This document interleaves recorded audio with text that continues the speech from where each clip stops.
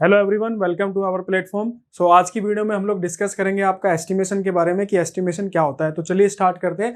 सबसे पहले बात करते हैं हम लोग कि एस्टिमेशन क्या होता है। एस्टिमेशन बेसिकली एक टेक्निक है, एक मेथड है जिसका यूज करके हम लोग जो है किसी भी प्रोजेक्ट की एक टेंटेटिव, एक प्रोबेबल कॉस्ट फाइंड करते हैं। क्या करते हैं? एक प्रोबेबल कॉस्ट फाइंड करते हैं बिफोर द वर्क स्टार्ट। कि कोई भी मेरा प्रोजेक्ट है, जैसे कोई भी प्रोजेक्ट आपका हो सकता है, कोई आपको घर बनाना है, कोई मल्टी स्टोरी बिल्डिंग बनानी है, कोई हाईवे का प्रोजेक्ट है, कोई भी प्रोजेक्ट अगर आपका है, आपका सिविल इंजीनियरिंग का कोई भी अगर प्रोजेक्ट है, तो आप जो है उसके कंस्ट्रक्शन से पहले ही जो है उसकी एक टेंटेटिव, एक प्रोबेबल कॉस्ट, जो एक उसका अप्रोक्सीमेट जो उसमें कॉस्टिंग आने वाली है, वो आप कैलकुलेट कर सकते हो। किसकी हेल्प से? आप एस्टिमेशन की हेल्प से कर सकते हो।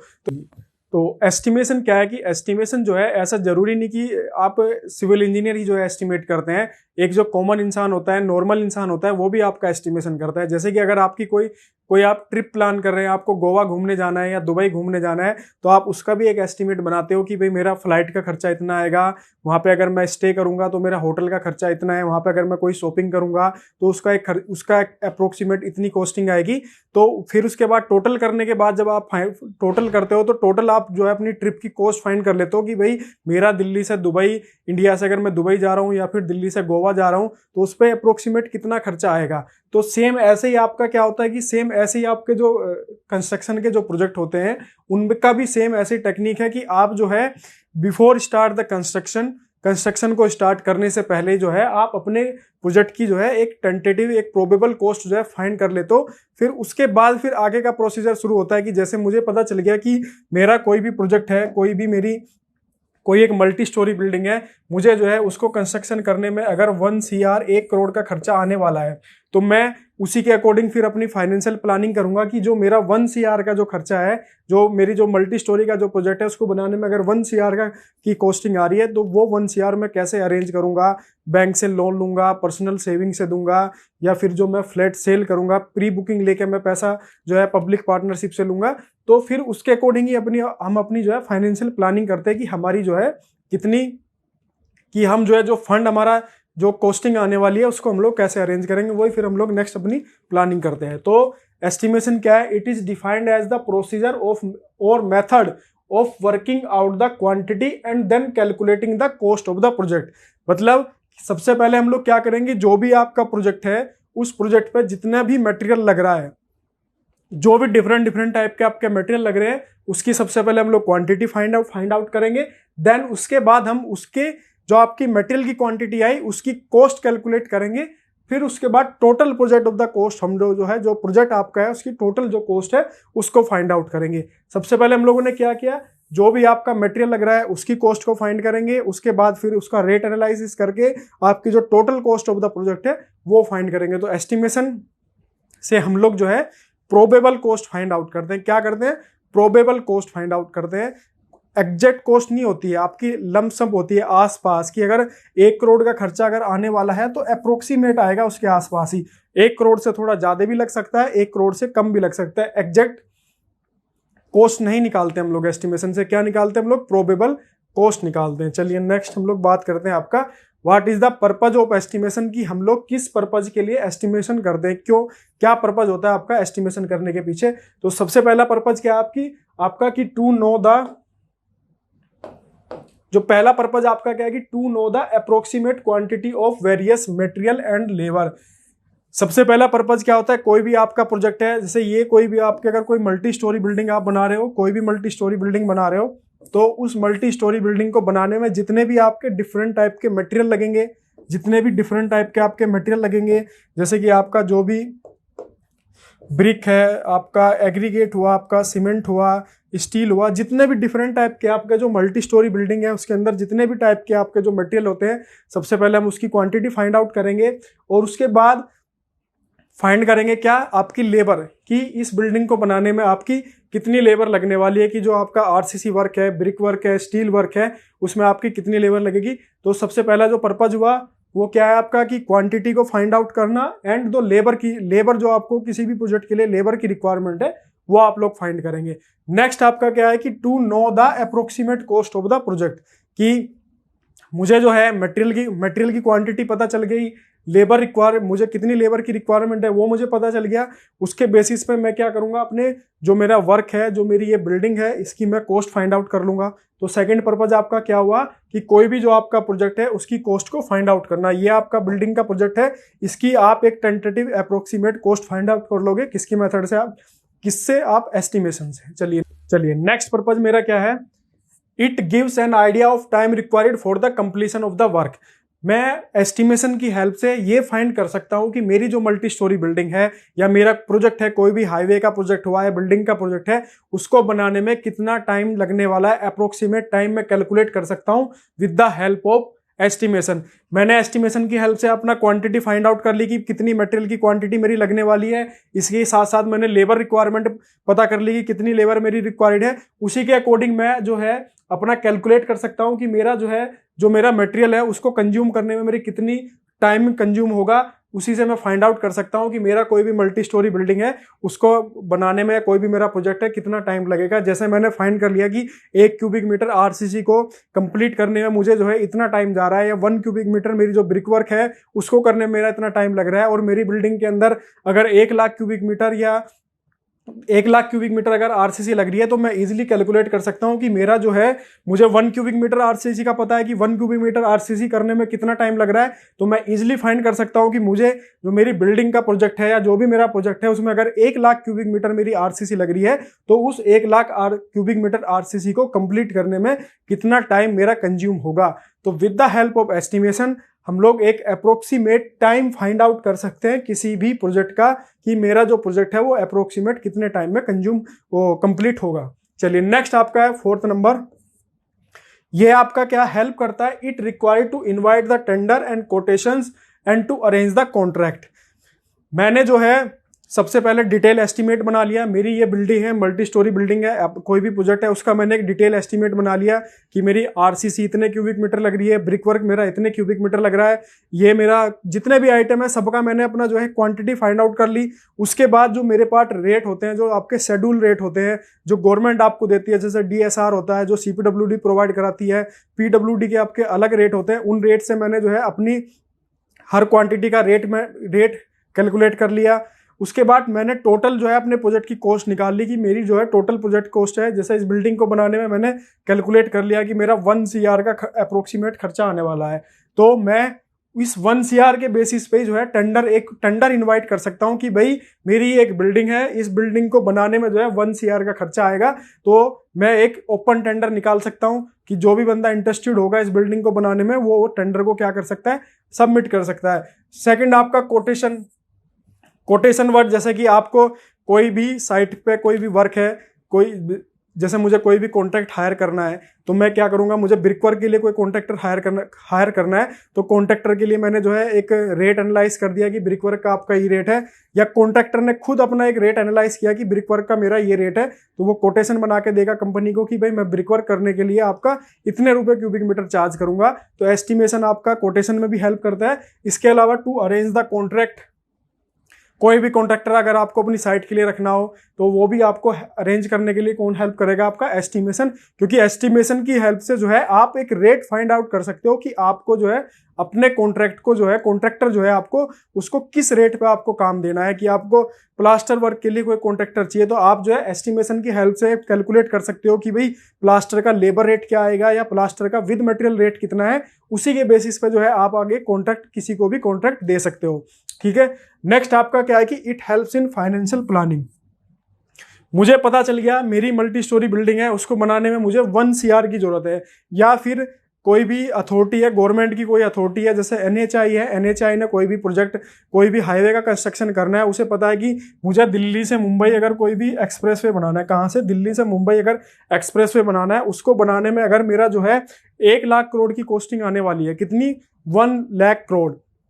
तो अब NHAI जो है अपनी फाइनेंशियल प्लानिंग करेगी कैसे, कि वो डिसाइड करेगी कि मुझे 1 लाख करोड़ जो एक्सप्रेसवे बनाने के लिए चाहिए वो मैं कैसे अरेंज करेंगे, कि हम लोग गवर्नमेंट से लेंगे, बैंक से लेंगे, वर्ल्ड बैंक से लोन लेंगे, या फिर आपका जो है पब्लिक पार्टनरशिप जो चलती है हाईवे के प्रोजेक्ट में उसके थ्रू हम लोग लोन लेंगे, उसके थ्रू हम लोग जो है फंडिंग अरेंज करेंगे।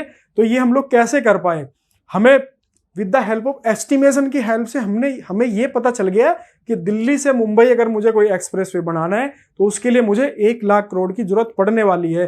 तो फिर उसी के अकॉर्डिंग मैंने अपने फाइनेंशियल प्लानिंग की कि भाई किस किस स्टेज पे मुझे कितने कितने पैसे की रिक्वायरमेंट पड़ने वाली है। कि हम लोगों ने अपनी फेज डिसाइड कर दी कि भाई फर्स्ट फेज में हम लोग जो है सिर्फ इतना किलोमीटर हाईवे का कंस्ट्रक्शन करेंगे, सेकंड फेज में हम इतना करेंगे, थर्ड फेज में हम लोग इतना करेंगे। उसी के अकॉर्डिंग फिर आप अपनी फाइनेंशियल प्लानिंग करेंगे। या जैसे आपकी मल्टी स्टोरी बिल्डिंग है, इसको बनाने में अगर 1 करोड़ का खर्चा आ रहा है तो इसी के अकॉर्डिंग जो है मैं अपनी फाइनेंशियल प्लानिंग करूंगा कि भाई मेरी बिल्डिंग अगर 2 साल में कंप्लीट हो रही है तो 2 साल के अंदर मुझे जो है 1 करोड़ का अरेंजमेंट करना है। कितना करना है? 1 करोड़ का अरेंजमेंट करना है। तो ये 1 करोड़ चाहे मैं बैंक से लोन लूं या अपनी पर्सनल सेविंग से दूं या फिर मैं जो है फ्लैट की प्री बुकिंग करके जो है पब्लिक से पैसा उठाऊं। तो ये मैं कैसे कर पाया? क्योंकि मुझे पता चल गया कि मेरी जो कॉस्टिंग आने वाली है प्रोजेक्ट की वो 1 CR है, या हाईवे की जो कॉस्टिंग है वो 1 लाख करोड़ है। वो मैंने कैसे फाइंड आउट किया? आपका एस्टिमेशन की हेल्प से। मुझे अगर यही पता नहीं होता कि मेरे प्रोजेक्ट की कितनी कॉस्टिंग है तो मैं क्या अपनी फाइनेंशियल प्लानिंग कर पाता? नहीं कर पाता। लेकिन मुझे जो है with the help of estimation मैंने ये फाइंड आउट कर लिया कि मेरा जो हाईवे का प्रोजेक्ट है या मेरी जो मल्टी स्टोरी बिल्डिंग है उसको बनाने में अप्रोक्सीमेट इतनी कॉस्टिंग आने वाली है। उसके अकॉर्डिंग ही फिर मैंने अपनी फाइनेंशियल प्लानिंग की कि जैसे हाईवे में अगर 1 लाख करोड़ लग रहे हैं, अगर सरकार के पास अगर 1 लाख करोड़ का अरेंजमेंट नहीं हो रहा है तो सरकार क्या करेगी, या आपकी जो NHAI है वो उसको पार्ट बाय पार्ट डिवाइड कर सकती है कि आपका first phase, second phase, third phase, इस तरीके से अपनी फाइनेंशियल प्लानिंग कर सकती है कि भाई हम जो है सिर्फ पहले फर्स्ट फेज कंस्ट्रक्शन करेंगे, उसके बाद फिर हम सेकंड फेज करेंगे, फिर थर्ड फेज करेंगे। ठीक है, मुझे अपनी कॉस्टिंग पता थी तभी मैं अपनी फाइनेंशियल प्लानिंग कर पाया। मुझे अगर कॉस्टिंग ही नहीं पता होगी तो मैं अपनी फाइनेंशियल प्लानिंग कैसे कर पाऊंगा? तो ये आपकी हेल्प करता है किसमें? फाइनेंशियल प्लानिंग में। उसके बाद आपका नेक्स्ट आपका आता है कि valuation of the existing property. कोई भी प्रॉपर्टी आपकी है, जैसे ये बिल्डिंग है, कंस्ट्रक्शन होने के बाद 5 साल 10 साल बाद अगर मैं इस प्रॉपर्टी को सेल करूं, या मेरी कोई फैक्ट्री है, कोई भी फैक्ट्री है, या यही अगर दिल्ली मुंबई एक्सप्रेसवे का ही मैं अगर एग्जांपल लूं, सरकार जो है इसको किसी प्राइवेट कंपनी को कंस्ट्रक्शन होने के बाद में 5 साल 10 साल बाद जो है सरकार जो है इसको किसी प्राइवेट कंपनी को अगर देना चाहे, जैसे कि अभी गवर्नमेंट जो है आपके रेलवे स्टेशन, एयरपोर्ट जो है किसी भी प्राइवेट कंपनी को जिसका कॉन्ट्रैक्ट दे रही है, तो वो किस बेसिस पे देगी? आपकी उस प्रॉपर्टी की वैल्यूएशन निकाली जाएगी कि इस एग्जैक्ट प्रेजेंट टाइम में इस प्रॉपर्टी की कितनी वैल्यू है, इस प्रॉपर्टी से कितना रेवेन्यू आ रहा है। ठीक है, इस प्रॉपर्टी में मेंटेनेंस पे कितनी कॉस्ट खर्च हो रहा है, प्रेजेंट में इसकी कितनी वैल्यू है, हम लोग वो कैसे कैसे फाइंड करेंगे? आपका एस्टिमेशन की हेल्प से। तो जो लास्ट आपका पर्पज है वो क्या है कि valuation of the existing property. कोई भी आपकी प्रॉपर्टी है उसकी हम लोग एक वैल्यूएशन, एक फेयर प्राइस जो है प्रेजेंट टाइम में उसका कितना फेयर प्राइस है वो हम कैलकुलेट कर सकते हैं with the help of estimation. ठीक है, तो सबसे पहला आपका क्या था कि अप्रोक्सीमेट क्वांटिटी हम लोग फाइंड आउट कर सकते हैं किसी भी प्रोजेक्ट में कितनी अप्रोक्सीमेट क्वांटिटी लग रही है, मटेरियल की, लेबर की रिक्वायरमेंट कितनी लगने वाली है, ये हम फाइंड कर सकते हैं आपका एस्टिमेशन से। उसके बाद सेकंड आपका क्या आता है कि हम लोग जो है अप्रोक्सीमेट कॉस्ट निकाल सकते हैं। हमें मटेरियल की पता चल गया, लेबर पता चल गया, तो हम लोग जो है इजीली उसकी कॉस्ट निकाल सकते हैं। सेकंड आपका क्या आता है कि हम लोग जो है टाइम रिक्वायर्ड, किसी भी प्रोजेक्ट पे कितना टाइम लगेगा ये हम लोग फाइंड कर सकते हैं आपका एस्टिमेशन की हेल्प से। उसके बाद जो है जब मुझे प्रोजेक्ट का कॉस्ट पता होगी तो मैं एक ओपन टेंडर निकाल सकता हूं। तो मैंने अपना रेट निकाल लिया, उसके बाद मैंने एक पब्लिक के लिए ओपन टेंडर निकाल दिया कि भाई ये हाईवे का कंस्ट्रक्शन है, इसमें 1 लाख करोड़ रुपए लगने वाले हैं, आइए टेंडर डालिए। आपका L&T, टाटा जैसी जो बड़ी बड़ी कंपनी है वो अपना टेंडर सबमिट करेंगी। उसके बाद फिफ्थ आपका क्या आता है, it helps in financial planning. मुझे अपनी कॉस्टिंग पता है कि मुझे आने वाले 5 साल या 10 साल में जो हाईवे का कंस्ट्रक्शन है या बिल्डिंग कंस्ट्रक्शन है कि भाई इतने टाइम में मुझे इतने पैसों की जरूरत पड़ने वाली है, उसके अकॉर्डिंग मैं अपनी फाइनेंशियल प्लानिंग करूंगा। लास्ट आपका क्या आता है कि वैल्यूएशन ऑफ एग्जिस्टिंग प्रॉपर्टी। जैसे गवर्नमेंट जो है आपका रेलवे, एयरपोर्ट सभी प्राइवेटाइजेशन प्राइवेट कंपनियों को दे रही है, तो आपका उसकी जो वैल्यूएशन है, उसकी जो प्रेजेंट में फेयर प्राइस है वो हम लोग कैसे कैलकुलेट करेंगे आपका with the help of estimation. जो वैल्यूएशन के मेथड है हम लोग एस्टिमेशन में पढ़ेंगे कि कैसे किसी प्रॉपर्टी की वैल्यू फाइंड आउट की जाती है। तो ये आपका हेल्प करता है किसमें, वैल्यूएशन ऑफ द प्रॉपर्टी। चलिए नेक्स्ट आपका क्या है कि प्रोसीजर ऑफ एस्टिमेट, की एस्टिमेट करने में आपके कौन कौन से स्टेप होते हैं उसी के बारे में हम लोग डिस्कस करेंगे। आपका कि सबसे पहले आपका क्या है कि प्रिपेयरिंग द डिटेल एस्टिमेट। हम सबसे पहले डिटेल एस्टिमेट करेंगे। ये आपकी कोई भी बिल्डिंग है, मल्टी स्टोरी बिल्डिंग है आपकी, ये इस बिल्डिंग में जो है आपका इसकी ड्राइंग के अकॉर्डिंग जो है इसकी जो डायमेंशन होगी ड्राइंग में, जो इसकी डायमेंशन मेंशन होगी उसके अकॉर्डिंग हम जो है क्या करेंगे, आपकी डिफरेंट डिफरेंट जो क्वांटिटीज हैं उनकी क्वांटिटी फाइंड, डिफरेंट डिफरेंट जो आपके आइटम है, डिफरेंट डिफरेंट जितने भी इसके अंदर आइटम लग रहे हैं उनकी हम लोग क्या करेंगे, एक डिटेल उनकी क्वांटिटी निकाल लेंगे कि आपकी ब्रिकवर्क कितने क्यूबिक मीटर लगेगी, आपका सीमेंट कितना लगेगा, एग्रीगेट कितनी लगेगी, और आपके जितने भी आइटम है, आपकी वुडन वर्क कितना होगा, फ्लोरिंग वर्क में कितना कितना आइटम लगेंगे, आपके जैसे टाइल्स कितनी लगेंगी, आपकी फ्लोर टाइल कितनी लगेंगी, वॉल टाइल कितनी लगेंगी, ये हम लोग सबसे पहले फाइंड आउट करेंगे। सबसे पहले हम लोग क्या बनाएंगे, आपका डिटेल एस्टिमेट बनाएंगे। उसके बाद जब डिटेल एस्टिमेट मेरा बन जाएगा, मुझे हर आइटम की क्वांटिटी पता चल जाएगी कि मेरी हर आइटम की कितनी क्वांटिटी है। उसके बाद हम लोग क्या फाइंड आउट करेंगे, उसकी calculating the rate of each unit. जितने भी मेरे आइटम हैं उन सब आइटम के मैं रेट कैलकुलेट करूंगा कि मेरा ब्रिक वर्क का क्या रेट है, आपका प्लास्टिंग वर्क का क्या रेट है, फ्लोरिंग वर्क का क्या रेट है, आपका ग्लास वर्क का क्या रेट है। सेकंड प्रोसीजर में मैं आपका क्या करूंगा, उसके कैलकुलेट करूंगा, आपका रेट कैलकुलेट करूंगा। नाउ द थर्ड आपका क्या है कि प्रिपेयरिंग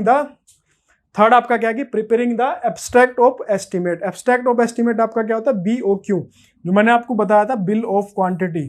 क्या होता है, बिल ऑफ क्वांटिटी। लास्ट जो स्टेप आपका होता है वो होता है आपका बिल ऑफ क्वांटिटी। क्या होता है, बिल ऑफ क्वांटिटी, BOQ। इसमें आपका क्या होता है, यहाँ पे आपके आइटम मेंशन होते हैं, ठीक है। ये आपके आइटम हो गए, जितने भी आइटम होते हैं बिल्डिंग के अंदर, RCC वर्क, आपका स्टील वर्क हुआ, वुडन वर्क हुआ, ग्लास वर्क हुआ, जितने भी वर्क होते हैं। उसके बाद इसका यहाँ पे आपकी क्वांटिटी लिखी होती है कि उस आइटम की पर्टिकुलर कितनी क्वांटिटी है। उसके बाद यहाँ पे आपका रेट लिखा होता है, ठीक है, कि कितना उसका रेट है। और उसके बाद यहाँ पे उसका क्या होता है, टोटल, ठीक है। जैसे मैं मान लेता हूँ कि मेरा ब्रिक वर्क है, ठीक है, मेरा ब्रिक वर्क हुआ, उसकी क्वांटिटी में मान लेता हूँ बिल्डिंग के अंदर, अगर सपोज करो मैं मानता हूँ कि उसकी 100 क्यूबिक मीटर लग रही है, ठीक है। उस ब्रिक वर्क की क्वांटिटी कितनी है आपकी, 100 क्यूबिक मीटर। रेट आपका कितना है, 5000 पर क्यूबिक मीटर। तो मेरा जो टोटल आ जाएगा वो कितना आ जाएगा, आपका 5 लाख, ठीक है।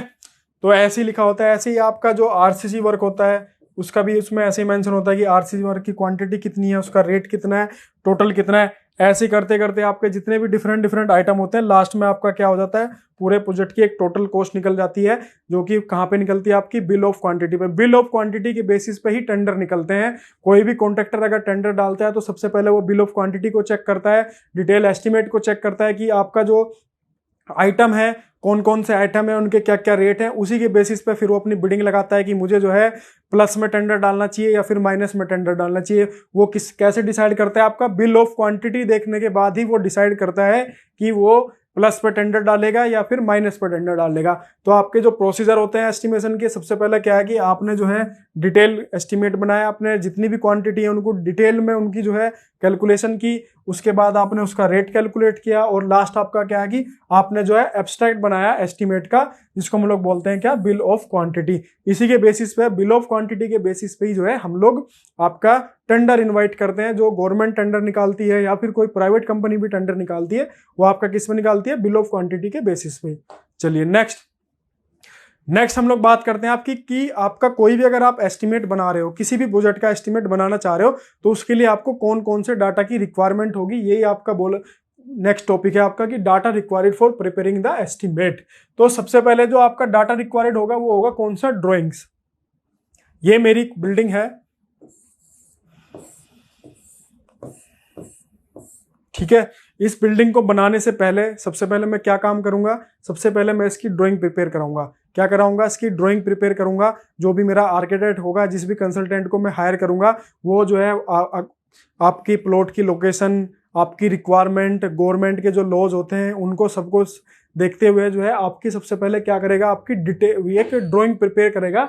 जिस ड्राइंग के बेसिस पे ही जो है आप क्या करोगे, जितनी भी आपकी डिफरेंट डिफरेंट क्वांटिटी है उनको कैलकुलेट करोगे। क्या करोगे, उनको कैलकुलेट करोगे। तो सबसे पहले डाटा जो रिक्वायर्ड होता है वो आपका कौन सा होता है, ड्राइंग। ड्राइंग से ही आपको जो है जो भी उसकी स्पेसिफिक डायमेंशन है कि आपका इसकी बिल्डिंग की कितनी हाइट होएगी, कितनी इसकी डायमेंशन है, कितना इसका एरिया है, अंदर इसके अंदर कितना कितना पार्टीशन, कितने फ्लैट बनने वाले हैं, 1 BHK कितने हैं, 2 BHK कितने हैं, वो सब आपका कौन बताएगा, मुझे ड्राइंग बताएगा कि पर्टिकुलरली इस जो आपकी बिल्डिंग है इसमें आपके क्या क्या बनने वाला है, कैसे कैसे बनेगा, उसका क्या एरिया होगा, क्या उसकी डायमेंशन होगी। तो सबसे पहले मुझे किस चीज़ की रिक्वायरमेंट होगी, आपकी ड्राइंग की रिक्वायरमेंट होगी। सेकंड आपका होगा स्पेसिफिकेशन। स्पेसिफिकेशन बेसिकली आपकी जो वर्क स्पेसिफिकेशन होती है कि आप जो है किस क्वालिटी का मटेरियल यूज कर रहे हो। आप अलग अलग क्वालिटी के मटेरियल आपके आते हैं, जितने भी आप हायर क्वालिटी पे जाओगे उतनी आपकी प्रोजेक्ट की कॉस्ट इंक्रीज होगी। थर्ड क्वालिटी का मटेरियल लगाओगे तो प्रोजेक्ट की कॉस्ट आपकी कम हो जाएगी। तो ये वर्क स्पेसिफिकेशन डिपेंड करती है कि आप जो है किस क्वालिटी का मटेरियल यूज कर रहे हो। सेकंड आप जो है जो आपकी मैन पावर है वो आप किस लेवल की आप मैन पावर यूज कर रहे हो। आप skill, semi skill, non skill जो आपकी लेबर होती है उसमें आप कौन सी लेबर यूज कर रहे हो। तो सेकंड आपका कौन सा है कि स्पेसिफिकेशन, आपकी मटेरियल की स्पेसिफिकेशन, आप क्या यूज कर रहे हो, किस क्वालिटी का मटेरियल यूज कर रहे हो। और सेकंड आपका क्या है कि आपकी जो मैन पावर है वो आप किस लेवल की मैन पावर यूज कर रहे हो। लास्ट है आपका क्या, रेट। तो आपको जो है क्वांटिटी पता है, लेबर रिक्वायरमेंट पता है, वर्क स्पेसिफिकेशन पता है, तो उसके अकॉर्डिंग जो है आप अपना रेट कैलकुलेट कर सकते हो। और जितने भी डिफरेंट क्वांटिटी आपकी अलग अलग मटेरियल की आ रही है उनसे मल्टीप्लाई करके आप जो है अपने प्रोजेक्ट की क्या कर सकते हो, एक प्रोबेबल कॉस्ट, एक एस्टिमेट उसका बना सकते हो। ठीक है, चलिए नेक्स्ट हम लोग चलते हैं। आपका नेक्स्ट कि जो भी एस्टिमेट होता है आपका, कोई भी एस्टिमेट अगर आप बना रहे हो किसी प्रोजेक्ट का, तो उसमें क्या क्या चीज़ें इन्वॉल्व होती हैं, क्या क्या चीज़ें उसके अंदर होती हैं, वो इसमें बताया गया है। तो जैसे कोई भी मेरा प्रोजेक्ट है, मुझे अगर उसका एस्टिमेट बनाना है तो एस्टिमेट बनाने में आपका क्या क्या चीज़ें उसमें इन्वॉल्व रहेगी वही हम लोग इसमें डिस्कस करेंगे आपका। चलिए फर्स्ट आपका क्या है इसमें, कॉस्ट ऑफ लैंड। कोई भी प्रोजेक्ट अगर आप बनाते हो तो किसी लैंड पे उसको कंस्ट्रक्शन करोगे, हवा में उसको थोड़ा ना कंस्ट्रक्शन करोगे। तो किसी भी प्रोजेक्ट को बनाने से पहले उसकी क्या जरूरत पड़ती है, हमें लैंड की जरूरत पड़ती है। तो अगर हम एस्टिमेट तैयार करें तो उसमें सबसे पहले हम लोग क्या जोड़ेंगे, आपका एक्चुअल कॉस्ट ऑफ लैंड। जिस कॉस्ट में हम लोगों ने लैंड को परचेज किया है सबसे पहले हम लोग वो उसमें ऐड करेंगे। उसके बाद में ब्रोकरेज, अगर हमने किसी ब्रोकर के थ्रू उस लैंड को परचेज किया है तो वो ब्रोकरेज भी उसमें ऐड होगी। थर्ड आपका इसमें क्या आता है, कॉस्ट ऑफ लीगल डीड। जो भी आप रजिस्ट्री कराते हो, जो भी लीगल एग्रीमेंट होते हैं, आपके लीगल डॉक्यूमेंट होते हैं किसी भी प्रॉपर्टी को परचेज करने के लिए, उसमें जो गवर्नमेंट की फीस होती है वो भी आप इसके अंदर इन्वॉल्व करोगे। थर्ड लास्ट आपका आता है कॉस्ट ऑफ सर्वे। कोई भी लैंड अगर आप लेते हो, उस पर कोई भी अगर आप प्रोजेक्ट बनाते हो तो सबसे पहले उसका क्या होता है, सर्वे होता है। तो कॉस्ट ऑफ सर्वे भी आपकी कॉस्ट ऑफ लैंड के अंदर ही इंक्लूड होती है। सबसे पहले क्या होगी आपकी एक्चुअल कॉस्ट, जिस कॉस्ट पे आप परचेज कर रहे हो। सेकंड आपका अगर आपने किसी ब्रोकर के थ्रू लैंड परचेज किया है तो उसकी ब्रोकरेज इसमें ऐड होगी। थर्ड आपका क्या होगा, कॉस्ट ऑफ लीगल डीड। जो भी आप गवर्नमेंट, जो भी आपके लीगल डॉक्यूमेंट्स होंगे किसी भी प्रॉपर्टी को परचेज करने के लिए, रजिस्ट्री वगैरह, गवर्नमेंट जो फीस होती है वो भी आप इसमें ऐड करोगे। लास्ट आपका कौन सा है, सर्वे। जो भी सर्वे आप कराओगे कॉस्ट की लैंड का, वो इसका आपका इसमें इन्वॉल्व होगा।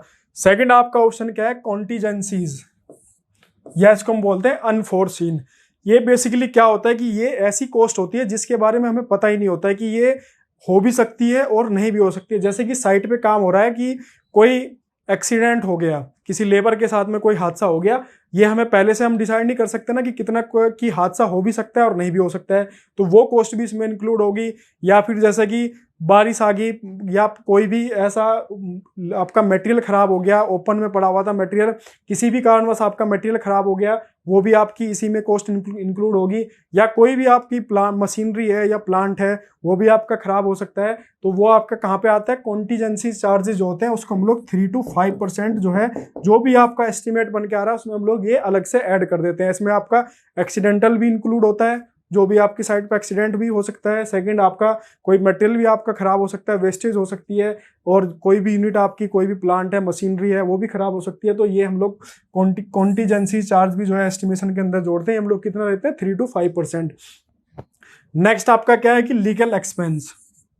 कोई भी प्रोजेक्ट आप बनाते हो तो उसके लिए जो जितनी भी आपकी अथॉरिटीज़ होती हैं उनसे परमिशन लोगे, एनओसी लेनी पड़ती है, प्रोजेक्ट के अप्रूवल्स लेने पड़ते हैं, तो उसमें भी आपकी खर्चा आएगा। जैसे एनवायरनमेंट से अगर आप एनओसी लोगे, फायर से एनओसी लोगे, या जो आपकी डेवलपमेंट अथॉरिटीज़ होती हैं वहाँ पे आप अपनी ड्राइंग सबमिट करोगे, अप्रूवल लोगे, उनके अलग चार्ज होते हैं, फीस होते हैं। तो वो भी आप जो है उसमें जो ऐड अपने एस्टिमेशन में ऐड करोगे उसको हम लोग बोलते हैं क्या, लीगल एक्सपेंसेस। जो भी आपके लीगल एक्सपेंसेस होंगे एनओसीज के लिए, गवर्नमेंट्स को जो भी आप फीस सबमिट करोगे वो आपका भी एस्टिमेशन में इंक्लूड होता है। लास्ट आपका होता है क्या, कॉस्ट ऑफ कंस्ट्रक्शन। जो भी आप कंस्ट्रक्शन कर रहे हो उसकी कॉस्ट भी इसमें इंक्लूड करोगे। कॉस्ट ऑफ कंस्ट्रक्शन में आपका सबसे पहले क्या आएगा, कॉस्ट ऑफ मटेरियल। जो भी मटेरियल आपका लगेगा उसकी कॉस्ट आप इंक्लूड करोगे, कॉस्ट ऑफ लेबर आप इंक्लूड करोगे, और लास्ट में कंसल्टेंसी चार्ज, जो भी आप आर्किटेक्चरल या स्ट्रक्चरल इंजीनियर की जो फीस होती है वो भी आप इसमें इंक्लूड करोगे। तो कोई भी अगर आप एस्टिमेशन बना रहे हो, कोई भी अगर डिटेल एस्टिमेट बनता है तो उसमें आपके क्या क्या चीजें इन्वॉल्व होती हैं, कॉस्ट ऑफ लैंड इन्वॉल्व होती है, जो भी आप जिस भी कॉस्ट पे आप लैंड परचेज कर रहे हो। सेकंड आपका कॉन्टीजेंसी चार्ज आपका इंक्लूड होता है, जो कि कितना होता है 3 to 5%। लीगल एक्सपेंस होते हैं, जो भी आप एनओसीज और परमिशन लेते हो गवर्नमेंट से, वो आपकी लीगल एक्सपेंस। और लास्ट में आपका क्या ऐड होता है उसके अंदर, कॉस्ट ऑफ कंस्ट्रक्शन, जो आपकी मटेरियल लगेगा, लेबर लगेगा, जो भी कंसल्टेंसी चार्ज है वो आप इंक्लूड करोगे। तब जाके आपका एक डिटेल एस्टिमेट, एक कंप्लीट एस्टिमेट आपका बनता है, जब इन सब चीजों को आप उसमें ऐड करते हो। चलिए नेक्स्ट चलते हैं। नेक्स्ट है आपका लंप सम आइटम।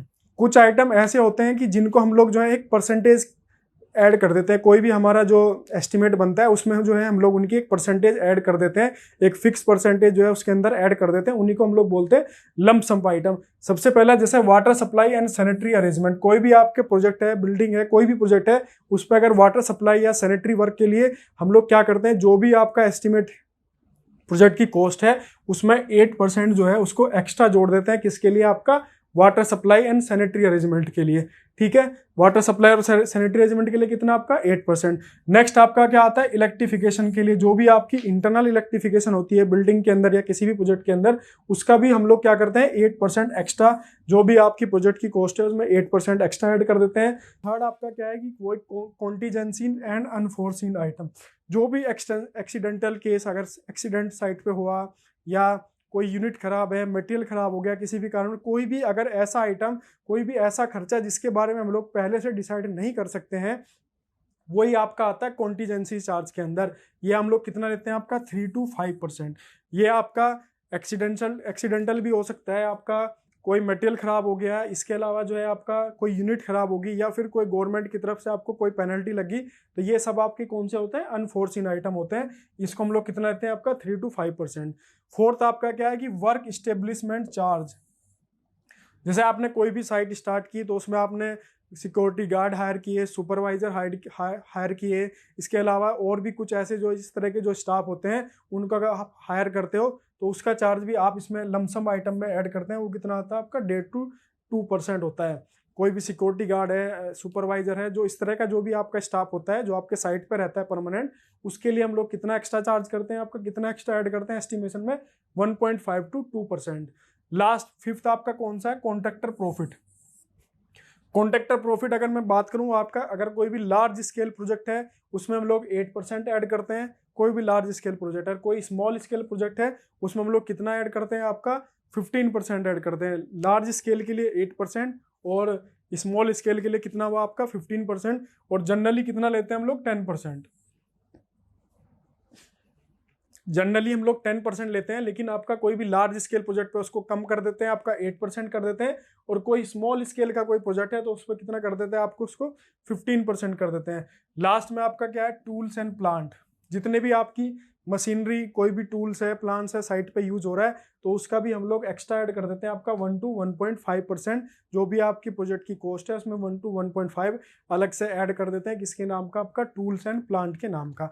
तो जो ये आपके लमसम आइटम है, इससे आपके ऑब्जेक्टिव क्वेश्चन भी पूछते हैं कि पूछ लेगा आपसे कि इलेक्ट्रिफिकेशन के लिए आपका कितना परसेंट जो है हम लोग ऐड करते हैं एस्टिमेशन में, तो कितना होता है आपका 8%। वाटर सप्लाई सैनिटरी अरेंजमेंट के लिए भी 8%, इंटरनल इलेक्ट्रिफिकेशन के लिए 8%, कोई भी अनफोर्सिन अगर आइटम है, कोई भी कॉन्टीजेंसी चार्ज होते हैं वो भी आपका 3 to 5%, और वर्क स्टेब्लिशमेंट चार्ज जो होता है वो आपका 1.5 to 2% होता है। कॉन्ट्रैक्टर प्रॉफिट आपका 10% होता है। लार्ज में हम लोग उसको 8 कर देते हैं और स्मॉल में उसको 15 कर देते हैं। और लास्ट आपका क्या है कि टूल एंड प्लांट, जो भी मशीनरी आपकी साइट पे यूज हो रही है वो कितना होता है आपका 1 to 1.5%।